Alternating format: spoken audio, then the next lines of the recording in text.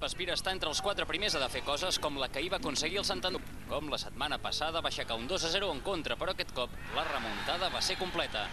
A 5 minuts del descans, un penal comès per Moyano va permetre a Santi Villa avançar l'Oriola. A la represa, Manolo Lanzarote va escalfar motors amb aquest xut al pal, un preludi del que vindria més endavant. Abans, però, encara faltava el segon de l'Oriola. La defensa es va dormir i això ho va aprofitar Espadas per donar el gol mig fet a Esparza. Tot semblava perdut, però en 25 minuts els andreuencs, que hi jugaven de blau, van remuntar. David Caranca va fer el primer. I Edu Oriol, sense pensar-s'ho des de la frontal, marcava el gol de l'empat. Faltava el que ja hem anunciat. Com la setmana passada, Manolo Lanzarote va exercir de salvador amb un xut marca de la casa. El fútbol hay veces que tiene estas cosas, ¿no? Como ha sido el caso de hoy, que cuando parece que todo está muy cuesta arriba, pues remontas un partido y en no muchos minutos, ¿no? L'anècdota del partit en aquest refús amb molta punteria.